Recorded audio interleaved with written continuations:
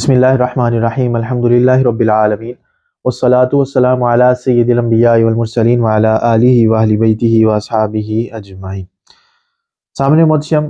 آج ایک مرتبہ پھر ہم آپ کے سامنے question answer session episode number 3 کے لحاظ سے حاضر ہیں۔ بلا تخیر بلا تمہید ہم سوالات کی طرف چلتے ہیں۔ پہلا سوال جو آج کے سیشن کے اعتبار سے ہے وہ یہ ہے کہ حضرت امیر معاویہ رضی اللہ تعالیٰ عنہ کی زوجہ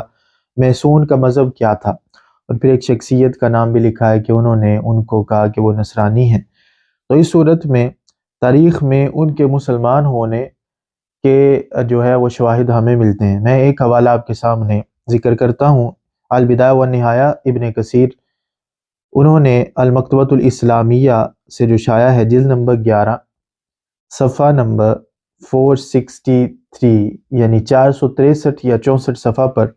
وَكَانَتْ حَازِمَ عظیمت الشأن جمالا و ریاستا و عقلا و دینا،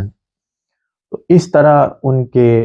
یعنی القابات کو ذکر کیا، اور پھر آگے روایت بھی انہوں نے باقاعدہ ذکر کی حضرت امیر معاویہ رضی اللہ تعالیٰ عنہ کے لحاظ سے کہ آپ یعنی اس چیز کو حلال کرنا چاہتے ہیں جو اللہ نے حرام کی ہے، اور اس حوالے سے روایت کا بھی ذکر کیا ابن کثیر نے۔ تو اس سے یہ ثابت ہوتا ہے کہ وہ مشرف با اسلام ہو چکی تھی۔ دوسرا کوسچن جو آج کے سیشن کے اعتبار سے پوچھا گیا کہ اگر کسی مجبوری کی وجہ سے اپنے مسلک کی مسجد میں جمعہ کی نماز میں نہ پہنچ سکے تو بدعقیدہ امام کے پیچھے نماز جمعہ ادا کر سکتا ہے یا پھر صرف ظہر کی نماز ہی ادا کر لے؟ دیکھیے، رسول اکرم صلی اللہ علیہ وآلہ وسلم کا جو ہے وہ واضح فرمان موجود ہے کہ الامام ضامن،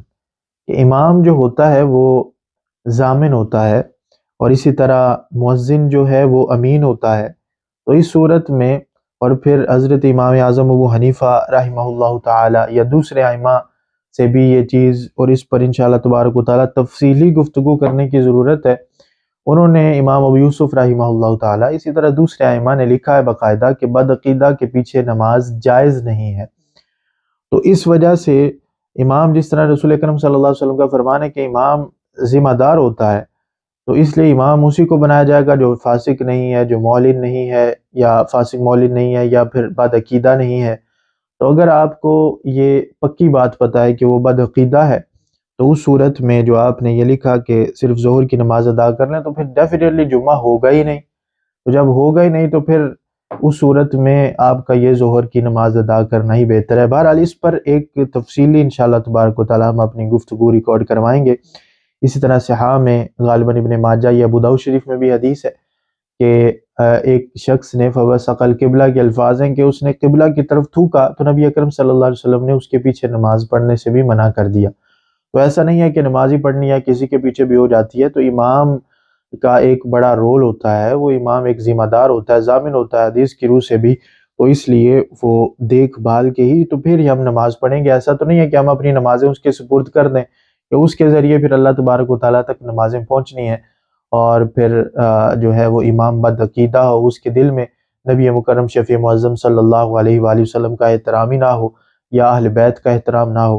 یا صحابہ کا احترام نہ ہو، تو پھر اس طرح کے شخص کے پیچھے دوسری روایات واضح طور پر ملتی ہیں کہ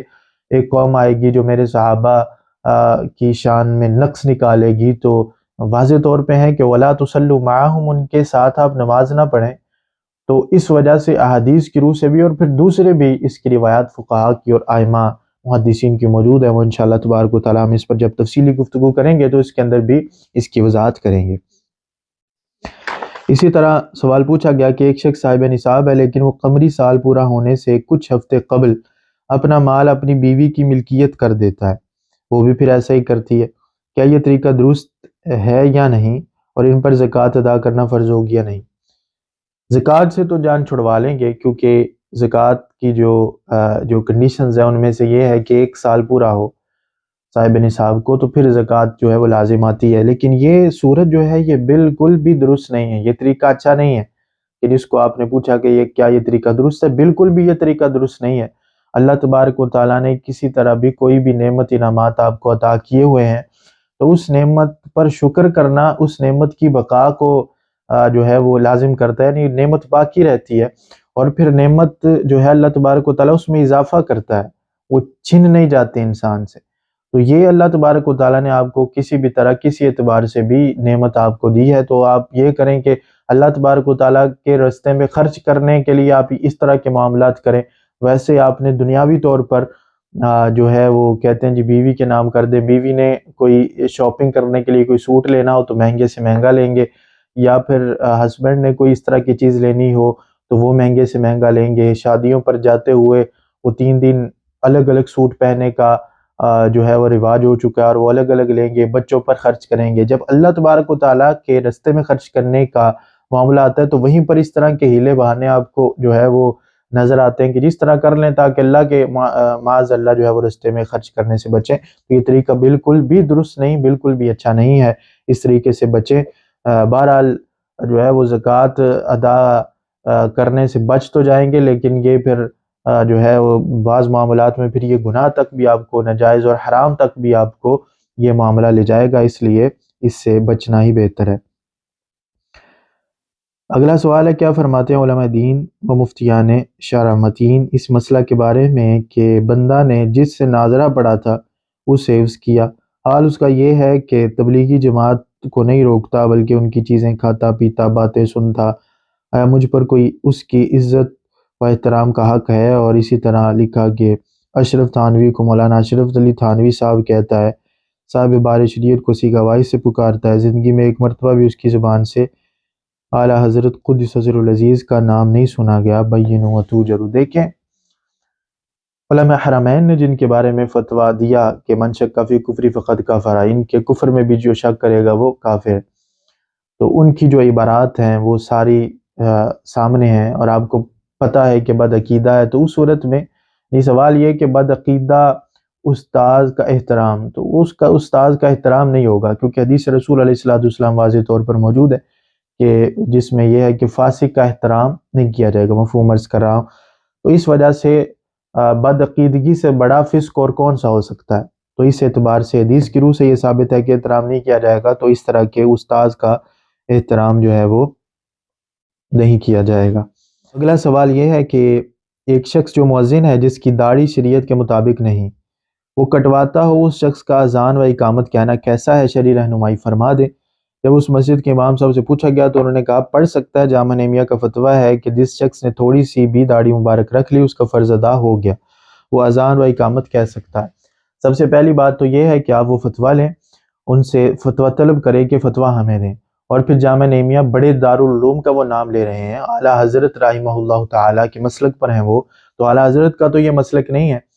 تو اول تو یہ کہ انہوں نے فتویٰ ہی نہیں دیا ہوگا، جب آپ پوچھیں گے یا پھر فتویٰ نکلے گا نہیں، شاید اس نے اپنی طرف سے انہوں نے یہ بات کر دی ہو، کیونکہ اس طرح کے شخص کا جو ہے وہ اذان اور اقامت کہنا یہ بالکل مکروہ عمل ہے۔ تو اس صورت میں فتنہ فساد کا جہاں ڈر ہو کہ پھر فتنہ فساد ہونا ہو، تو اس صورت میں جو ہے چونکہ مکروہ ہے تو ٹھیک ہے اذان اور اقامت ہو جائے گی، لیکن جو ہے وہاں پر فتنہ فساد یا اس طرح کے معاملات پھیلانے کی ضرورت نہیں ہوگی۔ اچھا یہی ہے کہ آپ باشرع بندے کو مقرر کریں، وہی اذان دے اور وہی اقامت کرے، درست عمل یہی ہے۔ باقی فتوے کی جہاں تک بات ہے، فتوے کی آپ ضرور جو ہے وہ تصدیق کروا لیجئے گا۔ اگلا سوال ہے کہ میرے دوست کا ایک دوست عراق میں ہے، دوست کا دوست ہے عراق میں، وہ پوچھ رہے ہیں کہ وہاں اکثر لوگ شیعہ ہیں، میں نے روزہ اہل سنت وقت کے مطابق رکھنا ہے، عراق میں وہ اپنی مرضی سے رکھتے اور اپنی مرضی دیر سے کھولتے ہیں، تو وہ کیا کرے؟ پاکستانی وقت کے مطابق رکھے؟ نہیں، پاکستانی وقت کے مطابق تو نہیں رکھ سکتا، کیونکہ ایک ہی وقت میں سورج کا غروب ہونا اور طلوع ہونا یہ نہیں ہوتا، چاند کا طلوع ہونا غروب ہونا نہیں ہوتا، بلکہ وقت میں فرق ہوتا ہے۔ تو اس وجہ سے جو ہے وہ اگر سورج ایک ہی وقت میں طلوع ہو اور ایک ہی وقت میں سورج غروب ہو تو پھر تو آپ کہہ سکتے ہیں کہ ہاں وہ پاکستان کے وقت میں کھول سکتے ہیں، تو ایسا نہیں ہوتا۔ تو آپ پھر اس صورت میں وہاں چونکہ اکثر لوگ آپ نے کہا تو کچھ بعض اہل سنت بھی ہوں گے، تو ان سے آپ وقت معلوم کریں اور اس وقت کے مطابق اپنے روزے کو آپ سحر میں اور جو ہے افطار میں آپ اس وقت کے مطابق چلیں، نہیں تو پھر آپ اندازہ کر لیں، کیونکہ وہ 10-20 منٹ کا فرق جتنا وہ کرتے ہیں اس کا اندازہ کریں۔ لیٹ کھولنے میں حرج نہیں ہے، بجائے اس کے کہ آپ جلدی کھول لیں اور پھر روزہ ہی نہ ہو، تو لیٹ کھولنے میں کوئی زیادہ حرج نہیں ہے اس صورت میں، اگر مجبوری کی صورت ہو تو پھر آپ تھوڑا سا اگر دیر کر دیتے ہیں تو پھر اس میں کوئی حرج نہیں ہے۔ لیکن اگر پہلے کی جو صورت ہے سحری کی صورت ہے تو اس میں آپ دیکھ لیں کہ وہ زیادہ پہلے رکھتے ہیں یا بعد میں رکھتے ہیں۔ اگر بہت بعد میں رکھتے ہیں تو آپ کے لیے سحری میں تو آسانی ہونی چاہیے کہ آپ جو ہے ان کے ٹائم سے، اگر بعد میں رکھتے ہیں تو 20 منٹ پہلے، آدھا گھنٹہ پہلے آپ سحری کر لیں، تو پھر اس میں جو ہے وہ کوئی اس طرح مسئلہ ہونا نہیں چاہیے۔ اور سب سے بہتر تو یہی ہے کہ آپ وہاں اہل سنت و جماعت کے حضرات ہوں گے، ان سے رابطہ کریں اور کانٹیکٹ کر کے ان سے وہ آپ لے لیں ٹائم، تو یہ سب سے بہتر چیز یہی ہے۔ اگلا سوال ہے، بعض مریض جو کہ مخصوص وقت پر دوا کھاتے ہیں، مثلا صبح کے وقت میں، تو ان کے لیے روزہ رکھنا سخت صحت کے لیے نقصان دہ ہو سکتا ہے، تو ایسا آدمی کیا کرے؟ دیکھیے کہ صبح کے ایک وقت میں اگر وہ کھاتے ہیں، دوائی لیتے ہیں، میڈیسن لیتے ہیں، تو سحری کے وقت میں لے لیں، سحری کریں، سحری کے وقت میں لے لیں۔ تو پھر بھی کہتے ہیں کہ نہیں جی وہ کوئی آگے ہی ٹائم ہے، 7-8 بجے کے قریب انہوں نے دوائی لینی ہوتی ہے، اور ڈاکٹر باقاعدہ یہ کہہ دیتے ہیں کہ نقصان دہ ہے، اگر اس وقت میں نہیں لے گا تو ڈاکٹر سے مشورہ کریں۔ وہ ضرور یہ کہیں گے کہ ٹھیک ہے آپ تھوڑا سا پہلے سحری کے وقت دوائی لے لیں، اس میں کوئی حرج نہیں ہوگا۔ اور پھر بیماری اتنی زیادہ ہے کہ نقصان دہ ہے اور ڈاکٹر بھی آپ کو کہتا ہے کہ دوائی دن میں لینی پڑے گی، تو اس صورت میں پھر آپ کے لیے روزہ رکھنا جو ہے وہ قرآن کریم میں جو رخصت ہے اس رخصت پہ عمل کریں، آپ روزہ نہ رکھیں۔ جب صحت آ جائے تو پھر اس وقت آپ جتنے روزے چھوڑیں اس کی قضا کر لیں۔ اور اگر کبھی بھی ایسا نہ ہو کہ آپ روزے رکھ ہی نہیں سکتے، اتنی طاقت ہی باقی نہ ہو، تو پھر آپ جو ہے فدیے کی طرف چلے جائیں کہ 2 وقت کا کھانا جو ہے وہ کسی کو کھلانے سے، اور جو فدیہ قرآن کے اندر ذکر ہے وہ آپ پورا کریں گے، تو اس صورت میں آپ کا جو ہے وہ آپ کے ذمے سے یہ معاملات اتر جائیں گے کہ 2 وقت کا کھانا، پھر جتنے روزے چھوٹے ہوئے ہوں، ایک ہے تو پھر ایک دن 2 وقت کا کھانا کسی فقیر کو، مسکین کو آپ کھلا دیں، یا پھر اسی طرح 2 ہیں، 3 ہیں، جتنے ہیں اتنے دنوں کا پھر 2 وقت کا کھانا آپ کو کھلانا، یہ آپ کے لیے ضروری ہوگا۔ اگلا سوال یہ ہے کہ اگر شراب یا آئس پینے والا شخص روزہ رکھنے کا کیا اس کو ثواب ملے گا؟ اس نے آئس یا شراب رمضان المبارک آنے سے پہلے 3 دن چھوڑی ہو، اور چھوڑی بھی ایسی نیت سے کہ رمضان آ رہا ہے، اب میں یہ کام نہیں کروں گا، اب رمضان کے بعد کروں گا، کچھ رہنمائی کیجیے گا۔ دیکھیے یہاں تک جہاں تک یہ تھا کہ ایسی نیت کرے کہ رمضان آ رہا ہے اب میں یہ کام نہیں کروں گا، تو یہ تو بہت اچھی بات تھی، درست تھا کہ اس نے جو ہے وہ اس کو چھوڑ دیا اور توبہ کر لی کہ آج کے بعد میں ایسا کام نہیں کروں گا۔ لیکن یہ کہ بعد میں پھر میں کروں گا، تو بہرحال رمضان المبارک کے روزے رکھنا یہ ایک الگ عبادت ہے، اس کا کوئی تعلق نہیں ہے کہ وہ یہ چھوڑے یا وہ یا نہ چھوڑے یا اس طرح کے معاملات ہیں۔ رمضان المبارک میں وہ ان چیزوں کو چھوڑ دیتا ہے، اور رمضان المبارک کے احترام میں تو اللہ تبارک و تعالیٰ کی بارگاہ سے وہ اجر کی امید رکھتا ہے، تو ضرور اس کو اجر ملے گا، اور رمضان المبارک کے ادب کا اس کو اجر ملے گا۔ لیکن کوشش کریں گے وہ بعد میں بھی، یہ پریکٹس ہوتی ہے، رمضان اللہ نے اس لیے تو رکھا ہے کہ نیکی کی پریکٹس ہو جاتی ہے، تاکہ رمضان کے بعد بھی آپ اس کام کو جاری رکھیں، نہ کہ رمضان میں چھوڑ دیں اور بعد میں پھر اسی ماحول میں دوبارہ آ جائیں، تو یہ بالکل ٹھیک نہیں ہے۔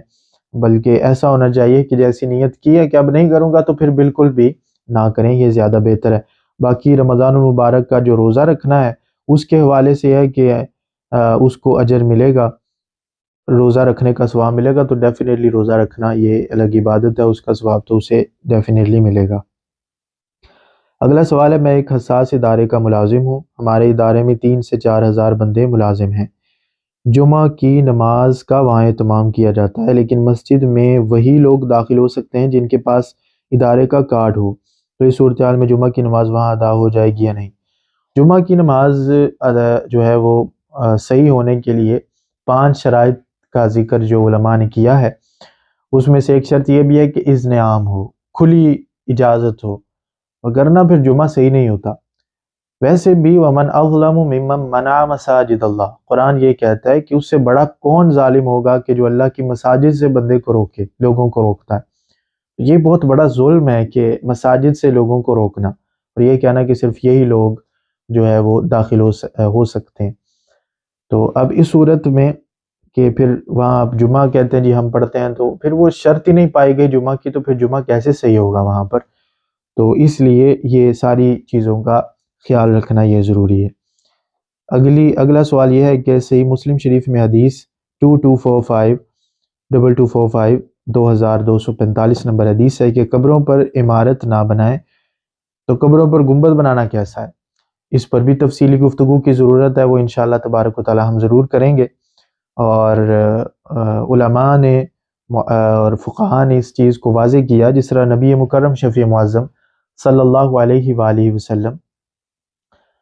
کا اپنا جو مزار پر انوار ہے، قبر انور، وہ عمارت میں ہی ہے، حجر عائشہ صدیقہ رضی اللہ تعالیٰ عنہ میں۔ صحابہ نے بالکل بھی اس کو شہید نہیں کیا، توڑا نہیں ہے کہ اس کو توڑ دیں، کیونکہ نبی پاک صلی اللہ علیہ وسلم نے تو منع فرمایا۔ اور اسی طرح کہنا کہ یہ ان کی خصوصیت ہے، تو ایسا بھی نہیں ہے۔ ابو بکر عمر رضی اللہ تعالیٰ عنہما بھی موجود ہیں، تو ایسا بھی نہیں، صحابہ کے دور میں رہی۔ پھر حضرت سیدنا حسن رضی اللہ تعالیٰ عنہ کے قبہ بنایا گیا، اس کا بھی ذکر ہمیں ملتا ہے۔ اسی طرح دوسرے دلائل بھی ملتے ہیں جس کو ہم تفصیلاً ذکر کریں گے۔ عمارت یہ ہے کہ بنی اسرائیل یہ کرتے تھے کہ بالکل قبریں بہت زیادہ اونچی کر دیتے تھے، اس کے اوپر ہی کچھ نہ کچھ ایسا بنا دیتے تھے، اس کی وجہ سے پھر نبی مکرم شفیع معظم صلی اللہ علیہ وسلم منع فرمایا۔ اور پھر صالحین، علماء، فقہاء اور اولیاء کرام، ان کی اور عام مومنین مسلمین کی قبر میں فرق رکھنے کے لیے بھی یہ معاملہ کیا جاتا ہے، تاکہ وہاں پر کوئی لوگ حاضری کے لیے آئیں، اور جب حاضری کے لیے آئیں تو پھر موسم کے جو معاملات ہیں ان سے جو ہے وہ بچ سکیں۔ تو اس صورتحال میں بھی فقہاء نے اس کو جائز قرار دیا۔ وہ میں انشاءاللہ تبارک و تعالیٰ اس پر تفصیلی گفتگو جو ہے وہ کرنا پڑے گی، تو وہ انشاءاللہ ہم ضرور تفصیلی گفتگو کریں گے۔ اگلا سوال یہ ہے کہ کیا روزے والی عورت بچے کو دودھ پلا سکتی ہے؟ بالکل پلا سکتی ہے، اس میں کوئی حرج نہیں ہے۔ اور اگر بہت زیادہ یہ خوف ہو کہ دودھ پلانے کی وجہ سے کمزوری اتنی ہو جائے گی کہ روزہ مشکل ہو جائے گا، تو اس صورت میں روزے کی رخصت بھی ہو سکتی ہے، بعد میں اس کی قضا جو ہے وہ رکھنی پڑے گی۔ لیکن یہ وہ صورت ہے کہ ڈیوٹی ہی اس کی لگی ہو، اسی نے دودھ پلانا ہے اور کسی نے پلانا ہی نہیں، اور کوئی آج کل کے دور میں تو اور بھی معاملات ہیں جس سے دودھ پلایا جا سکتا ہے، تو اسی کی ڈیوٹی ہو، اس کے علاوہ کوئی پلانے والا ہی نہ ہو، اور پھر اس کی طبیعت پر بھی فرق پڑتا ہو اور اتنی کمزوری ہوتی ہو کہ روزہ مکمل نہیں ہو سکے گا، تو اس صورت میں پھر جو ہے وہ شریعت کے اندر رخصت بھی ہے کہ آپ روزہ نہ رکھیں اور آپ دودھ پلا سکتے ہیں، یہ ساری کنڈیشنز کو مد نظر رکھتے ہوئے۔ اور اگر ایسا نہیں ہے اور آپ دودھ پلانا چاہتے ہیں اور بالکل جو ہے وہ اس سے کوئی اتنا فرق نہیں پڑتا تو روزہ مکمل ہونے میں، تو آپ روزہ بھی مکمل کریں، دودھ بھی آپ پلا سکتے ہیں۔ اگلا سوال یہ ہے کہ حافظ آفتاب احمد باب الاسلام سندھ سے کہتے ہیں کہ میرا سوال ہے کہ اگر حالت روزہ میں نہاتے وقت آنکھوں سے پانی چلا جائے تو روزے کا کیا حکم ہوگا؟ جواب عنایت فرمائیں۔ آنکھوں سے پانی چلا جائے نہاتے وقت یا کان سے پانی چلا جائے تو اس صورت میں روزہ نہیں ٹوٹتا، اور نہاتے وقت کیونکہ وہ یہ نہ ہو کہ آپ خود پانی ڈال رہے ہوں آنکھ سے، کہ کوئی نہ کوئی تو افاقہ ہوگا، تو اس صورت میں پھر اگر جان بوجھ کے آپ کریں گے تو پھر ڈیفینیٹلی روزہ ٹوٹ جائے گا۔ لیکن نہاتے وقت آنکھوں سے پانی کتنا اندر گیا ہے، کیسے گیا ہے، کیا معاملات ہیں، تو اس صورت میں ویسے پتہ بھی نہیں اس کا اتنا ہوتا، تو اس سے روزے میں بھی فرق نہیں آتا۔ اسی طرح اگلا سوال یہ ہے کہ میرا نام سید ذوالقرنین حیدر ہے، مجھے تراویح کے سلسلہ میں پوچھنا تھا کہ تراویح کی جماعت کیا حضور دو عالم صلی اللہ علیہ وآلہ وسلم نے کروائی ہے؟ اگر کروائی تو کتنی پڑھی ہیں؟ میں قطر میں ہوں، لہٰذا جمعہ کے بارے میں کیا حکم ہے؟ میں بدعقیدہ کے پیچھے نماز نہیں پڑھتا تو ظہر پڑھ لیتا ہوں۔ ٹھیک ہے، ظہر پڑھ لیتے ہیں، اس بدعقیدہ کے لحاظ سے پہلے بھی ہم گفتگو کر چکے ہیں، اور اس میں انشاءاللہ تفصیلی گفتگو بھی ہم کریں گے۔ بدعقیدہ کے پیچھے جب ہوتا ہی نہیں ہے تو پھر جو ہے وہ ظہر کی نماز ادا کرنا ہی بہتر ہے۔ جہاں تک تراویح کا سلسلہ ہے تو اس میں بھی تفصیلی گفتگو کی ضرورت ہے، وہ انشاءاللہ بہت جلد ہم انشاءاللہ وہ اپنی گفتگو اس پر مکمل دلائل کے ساتھ اس کی وضاحت کریں گے۔ تراویح 20 ہی ہے، نبی مکرم شفیع معظم صلی اللہ علیہ وسلم 3 دن آئے، جو بخاری میں بھی ہے، آپ نے پڑھائی، اس کے بعد پھر اس وجہ سے آپ نہیں آئے کہ فرض نہ ہو جائے لوگوں پر، تو اس لیے نبی مکرم شفیع معظم صلی اللہ علیہ وسلم تشریف نہیں لائے۔ اس طرح حضرت عمر رضی اللہ تعالیٰ عنہ کے زمانہ مبارک میں لوگ پڑھ رہے تھے، الگ الگ لوگ کی، کوئی کسی کے پیچھے کوئی کسی کے پیچھے، تو آپ نے ایک امام کے پیچھے کر دیا، تو نبی مکرم شفیع معظم صلی اللہ علیہ وسلم کا فرمان عالی شان بھی موجود ہے کہ میرے بعد ابو بکر و عمر کی اقتداء کرنا، تو اس وجہ سے حضرت ابو بکر و عمر رضی اللہ تعالیٰ عنہما کی اقتداء کا حکم بھی نبی مکرم شفیع معظم صلی اللہ علیہ وسلم دیا۔ پھر اسی طرح فرمایا علیکم سنتی و سنت الخلفاء الراشدین، تو خلفاء الراشدین کی سنت کو بھی نبی پاک صلی اللہ علیہ وسلم مضبوطی سے تھامنے کا حکم دیا۔ پھر اسی طرح دوسری روایات بھی موجود ہیں کہ جو نبی مکرم شفیع معظم صلی اللہ علیہ وسلم سے موجود ہیں، کہ جسے یہ پتہ چلتا ہے کہ ان کی اقتداء کا حکم خود نبی پاک صلی اللہ علیہ وآلہ وسلم نے دیا۔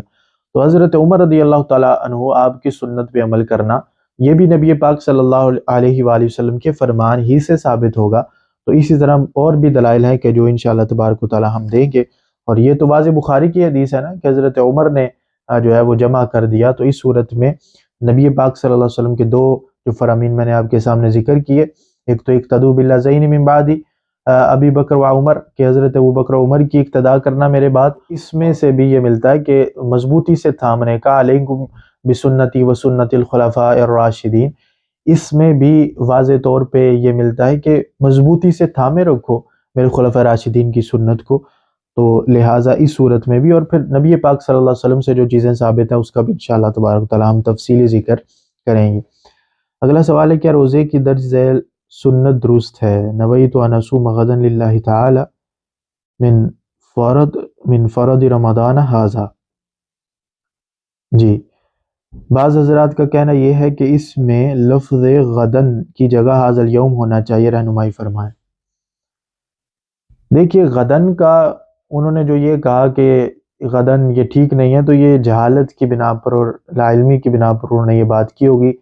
لفظ جو یہ غدن ہے یہ ایک پہر سے دوسرے پہر کے لیے بھی بولا جاتا ہے، کیونکہ رات کو روزہ رکھا جاتا ہے، نیت کی جاتی ہے، پھر اگلا پہر صبح صادق کا ہوتا ہے، اس کے لیے بھی غدن لفظ بولا جاتا ہے، اور یہ روایات کے اندر موجود ہے جو اور دوسرا آپ اگر اس میں ڈکشنریز وغیرہ اٹھا کر دیکھیں اور لغت کی کتابیں اٹھا کر دیکھیں تو اس میں بھی آپ کو مل جائے گا کہ یہ ایک پہر سے دوسرے پہر پر بھی یہ لفظ بول دیا جاتا ہے۔ کل کا سفر ہو تو اس کے لیے بھی غدن کا لفظ بولا جاتا ہے۔ تو اس صورت میں الیوم کہنا یہ بھی جو ہے وہ ٹھیک ہے۔ بہرحال الیوم کا بھی علماء نے ذکر کیا ہے، وہ ہے صبح صادق کے بعد جب آپ نیت کر رہے ہوں تو اس صورت میں آپ الیوم کے لفظ ہی بولیں گے، کیونکہ آپ پہر میں داخل ہو چکے ہیں۔ لیکن اب اگر آپ پچھلے پہر میں ہیں کہ ابھی آپ نے روزہ رکھنا ہے اور پھر صبح صادق آنی ہے تو اس کے لیے غدن بھی ٹھیک ہے، اس میں کوئی حرج نہیں ہے۔ اگلا سوال ہے، زخم جس کا گوشت نظر آ رہا ہو، کیا روزہ کی حالت میں اوپر مرہم پٹی، گیلی سوکھی دوائی لگا سکتے ہیں؟ تو اس صورت میں کہ اگر جو ہے وہ بہت زیادہ خون نکل گیا یا زخم کی حالت بہت بری ہے تو اس صورت میں آپ زخم کے اوپر دوائی وغیرہ یہ چیزیں آپ لگا سکتے ہیں، اس میں حرج نہیں ہے۔ اور جہاں تک روزے کا تعلق ہے، روزہ ان صورتوں میں تو نہیں ٹوٹتا، لیکن اگر وہ اس کی طبیعت اتنی خراب ہو جائے کہ بالکل جو ہے وہ برداشت نہ ہو تو اس صورت میں پھر یہ ہے کہ وہ اس کو کچھ کھلانا پلانا ضروری ہو تو آپ کھلا پلا سکتے ہیں، بعد میں پھر اس کی وہ قضا پوری کرے گا۔ لیکن یہ جہاں تک یہ سوال کا تعلق ہے تو اس میں مرہم پٹی وغیرہ کی جا سکتی ہے۔ اگلا سوال ہے، اگر کوئی شخص گھر میں تراویح پڑھے تو گناہ تو نہیں ہوگا؟ گھر میں تراویح پڑھنا اب اس صورت میں دیکھا جائے گا کہ تراویح جو ہے وہ چونکہ سنت موقدہ الکفایہ ہے، اس صورت میں کہ آپ کے محلے کی جو مسجد ہے اس میں جماعت ہو رہی ہو باقاعدہ، اگر نہیں ہو رہی ہوگی تو پھر سارا محلہ گناہ گار ہوگا، اور اگر وہاں پڑھ رہے ہیں اب اس صورت میں یہ ہوگا کہ پھر عشاء کی نماز آپ کو فرض وہاں پڑھنے پڑیں گے مسجد میں، اور پھر آپ آ کے تو اس صورت میں آپ سنت موقدہ پر بھی، سنت موقدہ عورت مرد دونوں پر سنت موقدہ ہے، وہ تراویح نہ چھوڑیں۔ تو اس لیے تراویح تو ضروری ہے، آپ کو پڑھنا پڑے گی، آپ چاہے اکیلے پڑھیں چاہے آپ جماعت کے ساتھ پڑھیں، تو پھر یہ افضل ہوگا کہ آپ جماعت کے ساتھ پڑھیں، اور اگر آپ اکیلے پڑھنا چاہتے ہیں تو اس صورت میں بھی تراویح کی جو سنت موقدہ ہے وہ آپ سے جو ہے وہ ادا ہو جائے گا۔ بہرحال پھر یہ ہے کہ عشاء کے فرض آپ کو وہاں پر جا کر پڑھنے پڑیں گے، تو اس میں پھر یہ دیکھنا پڑے گا کہ ایسا تو نہیں ہے کہ محلے میں پھر لوگ جاتے ہی نہیں، سب لوگ اس پر عمل کرنا شروع کر دیں کہ گھر میں پڑھنے سے تو کچھ نہیں ہوتا، اور مسجد میں کوئی جائے نہ، پھر تراویح کی جماعت نہ ہو تو پھر سارا محلہ گناہ گار ہوگا۔ تو اس صورت میں بہتر یہ ہے کہ آپ اگر پڑھ لیں تو یہ زیادہ بہتر ہے۔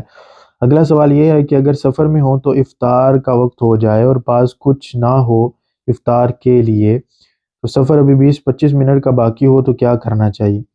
پاس کوئی چیز رکھ لیں، کھجور رکھ لیں، آپ کو پتہ ہے آپ سفر پر جا رہے ہیں، راستے میں لیٹ ہو سکتا ہے تو کوئی نہ کوئی پانی یا کھجور، آج کل کے دور میں بوٹلز ہوتی ہیں، یا اس طرح بیگ لے لیں ساتھ، اس میں کوئی چیز رکھ لیں،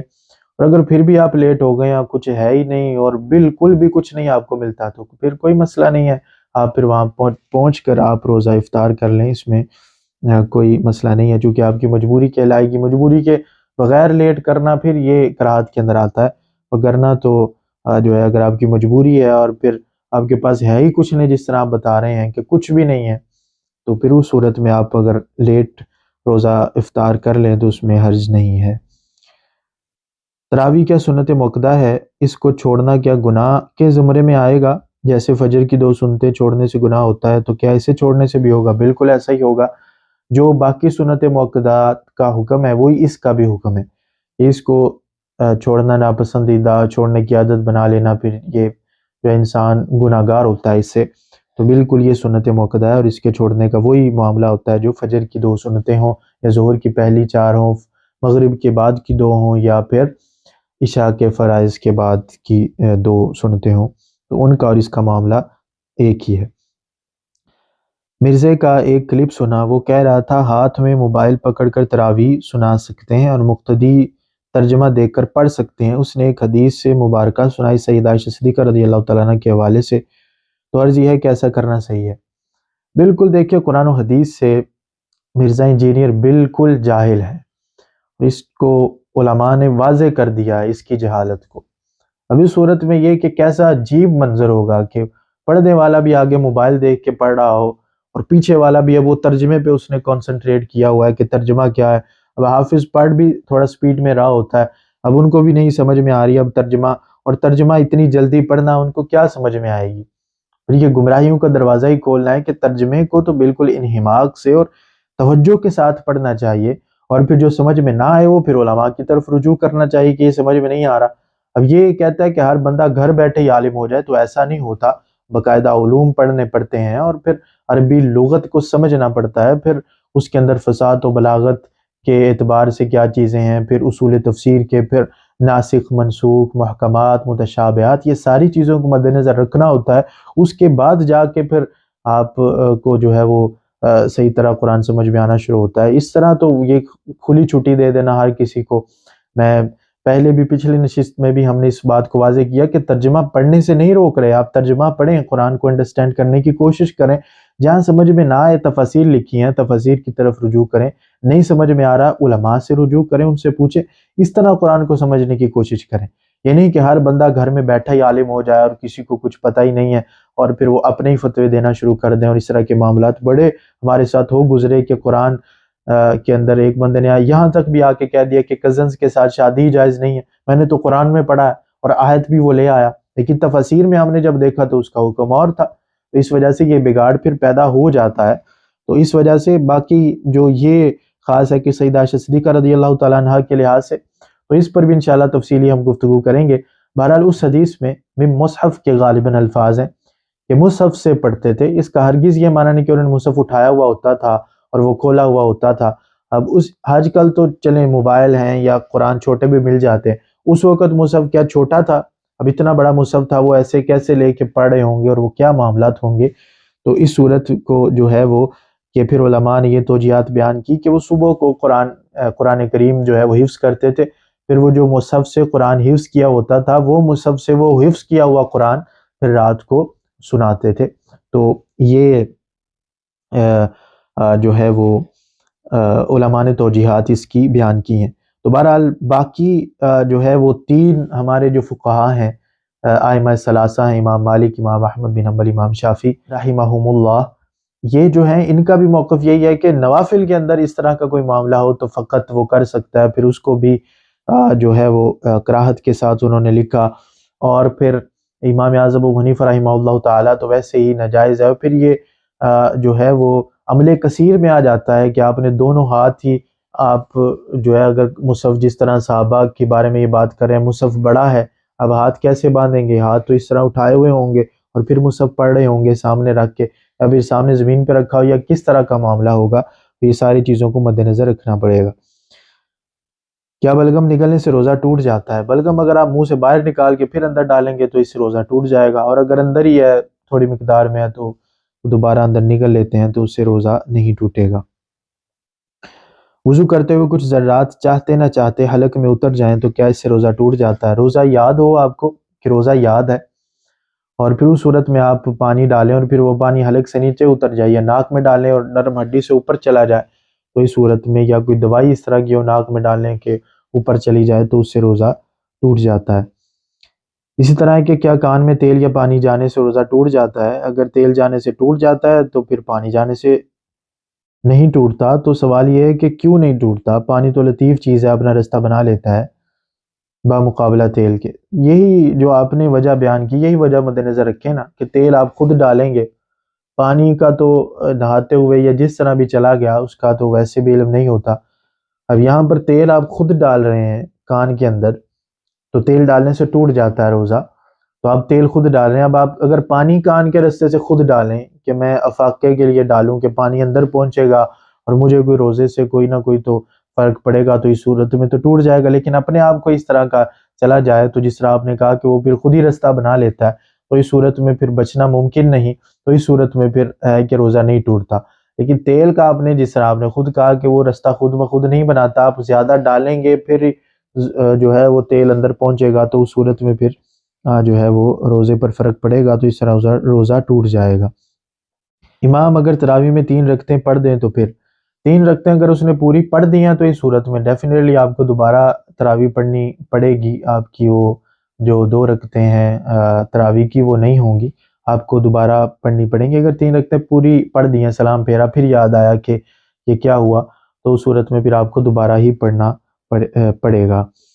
آج کل کے اس دور میں کتنا سفر ہو تو روزہ چھوڑنا جائز ہے، اور کتنے دن کا سٹے ہو اور مسافر کے چھوٹے ہوئے روزے کی قضا کا کیا حکم ہے؟ جتنے روزے سفر کے جو رخصت دی گئی ہے آپ چھوڑیں گے، اتنے روزے بعد میں آپ رکھیں گے۔ اور پھر یہ پوچھا گیا کہ کتنا سفر ہو، تو 92 اپروکسیمیٹلی، تقریباً یہ 92 کلومیٹرز یہ اس کا سفر بنتا ہے، 92 کلومیٹر کے جو شرعی سفر ہوتا ہے، تو اس میں ہوں تو پھر روزہ چھوڑنے کی رخصت ہے۔ اور پھر اسی آیت میں وَأَن تَصُومُوا خَيْرٌ لَكُمْ إِن كُنتُمْ تَعْلَمُونَ، اگر تم جانتے ہو تو روزہ رکھنا تمہارے لیے یہ بہتر ہے۔ تو بہتر ہے کہ روزہ رکھ لیں، آج کل سفر بھی آسان ہوتا ہے، لیکن پھر بھی چونکہ رخصت ہے تو آپ رخصت پہ عمل کرنا چاہتے ہیں، رخصت پہ عمل کریں، جتنے روزے چھوڑیں گے اتنے روزے بعد میں آپ کو رکھنے بھی پڑیں گے۔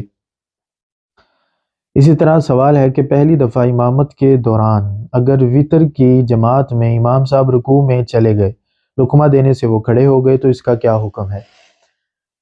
امام صاحب وطر کی جماعت کرا رہے تھے، دعائے قنوت پڑھنی تھی، اللہ اکبر کیا کہ رکوع میں چلے گئے، فرض میں چلے گئے، دعائے قنوت واجب ہے، پہلے بھی یہ میں نے مسئلہ بیان کیا تھا پچھلے سیشن میں بھی غالباً۔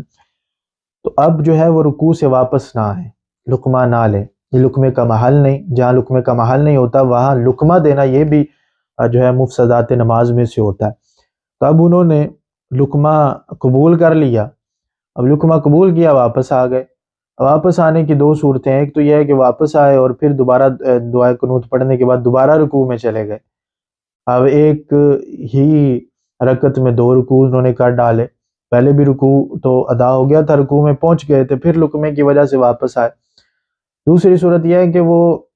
کھڑے ہوئے، سمیع اللہ لمن حمیدہ کہا اور اس کے بعد دعائے قنوت انہوں نے پڑھ ڈالی، لیکن نماز تو صحیح ہو جائے گی، لیکن پھر اس صورت میں پھر آگے سجدہ لیٹ کیا، ایک رکن کے بعد دوسرا رکن میں جلدی کرنا یہ خود واجب ہوتا ہے، تو اس صورت میں پھر یہ ہوگا کہ نماز واجب الادا ہوگی، نماز دوبارہ پڑھنی پڑے گی۔ تو اس لیے یہ صورتحال اگر ہو جائے، لقمہ قبول کیا، واپس آئے اور پھر نماز پڑھی اور آخر میں سجدہ صاحب بھی کر لیا، تو اس سے نماز واجب الادا ہوگی، دوبارہ نماز پڑھنا پڑے گی، جس کو میں نے غالباً پچھلے سیشن میں بھی ذکر کیا تھا۔ تو یہ آج کے سوالات تھے جو کہ مکمل ہوئے، اور کچھ سوالات اگر رہ گئے ہوں اور جن کا جو ہے وہ آپ دوبارہ یاد دہانی کے لیے آپ کروا سکتے ہیں، کیونکہ سوالات بہت ہوتے ہیں، اور پھر سوالات ایسے پوچھا کریں کہ جن کے جوابات دیتے ہوئے بھی کوئی فتنہ فساد کا معاملہ نہ ہو، تو کوئی عجیب سے عجیب و غریب قسم کے فلاں کی نانی کا نام کیا تھا یا اس طرح کے سوالات نہ کریں، جو کہ شرعی سوالات ہوں تو وہ پوچھا کریں۔ اور پھر یہ نہیں کہ آپ فون کرنا، جو نمبر دیا گیا ہے وہ کوئی پرسنل نمبر بھی نہیں ہے میرا کہ آپ اس کے اوپر فون کرنا شروع کر دیں اور پھر فون کر کے تو آپ کی جی حال چال کیا ہے یا اس طرح کا معاملہ، جی آپ جواب آئے گا نہیں، آپ صرف سوال لکھیں، جو نمبر شو ہوتا ہے اسکرین پر آپ سوال لکھیں، سوال لکھ کے آپ بھیج دیں، انشاءاللہ وہ سوال کو جو ہے وہ ضرور جو ہے وہ میرے پاس لکھے ہوئے آ جاتے ہیں، تو پھر اس کو دیکھا جاتا ہے کہ وہ اس طرح کا کوئی سوال تو نہیں ہے کہ سینسیبل کویسچن ہی نہ کیا گیا ہو، تو اس کا پھر جواب نہیں ہوگا۔ اگر شرع کے ساتھ تعلق رکھتا ہے اور سینسیبل کویسچن ہے تو اس کا ضرور جواب دیا جائے گا۔ اللہ تبارک و تعالیٰ کوئی غلطی کوتاہی ہو تو اپنی رحمت کے صدقے نبی مکرم شفیع معظم صلی اللہ علیہ وسلم کے صدقے معاف فرمائے، اور ہماری اس کاوش کو اپنی بارگاہ میں قبول و منظور فرمائے۔ جو کچھ سنا عمل کرنے کی توفیق عطا فرمائے۔ وآخر دعوانا الحمد للہ رب العالمین۔